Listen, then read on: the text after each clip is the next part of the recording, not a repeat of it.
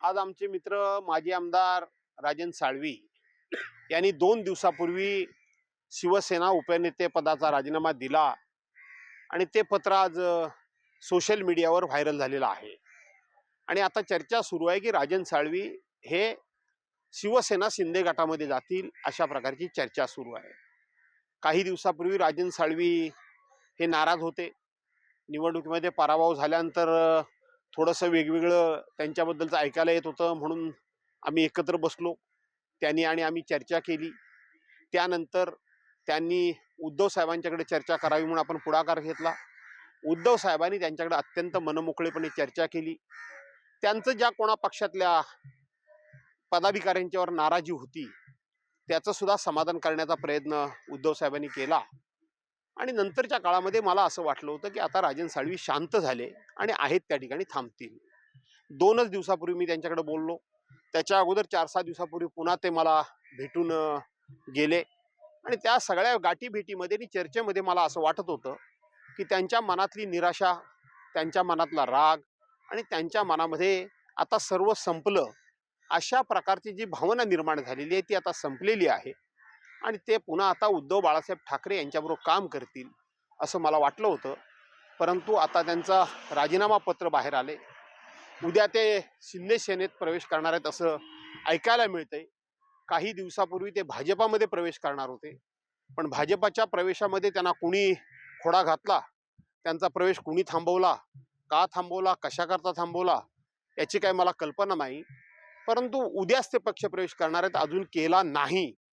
त्यामुळं इथं सुद्धा त्यांच्या पक्षप्रवेशाला अडचण येईल असं सुद्धा वाटतं। आणि म्हणून राजन साळवींना मी तुमच्या माध्यमातून पुन्हा एकदा आव्हानवजा विनंती करतो, आहात तिथे थांबा।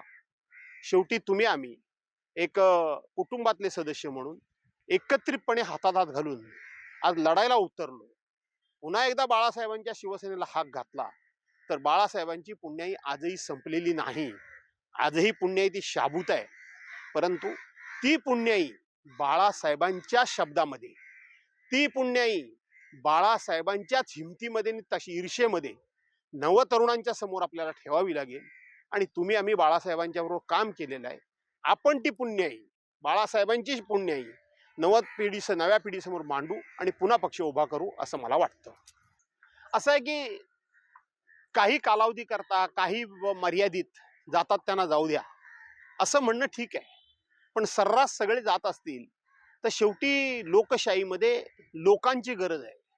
लोकांशिवाय, लोकांच्या ताकदीशिवाय लोकशाहीमध्ये बळकट होता येत नाही, मजबूत होता येत नाही।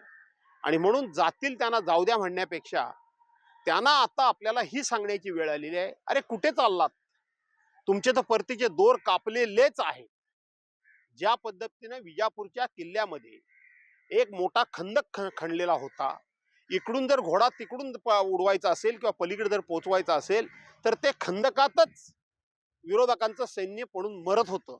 तशा पद्धतीने कुठेही गेलात तरी आता खंदकच आहेत।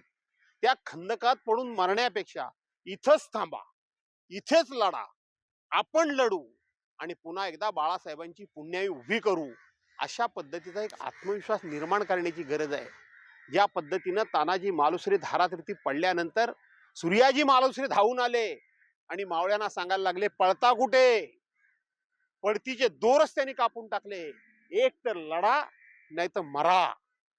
आणि मावळे लढले आणि हातातून गेलेला किल्ला त्यांनी पुन्हा मिळवला, यश पुन्हा मिळवलं, विजय पुन्हा मिळवला। मला असं वाटतं की जातात त्यांना जाऊ दे म्हणण्यापेक्षा त्यांना लढण्याकरता उद्युक्त करणं ही आता काळाची गरज आहे।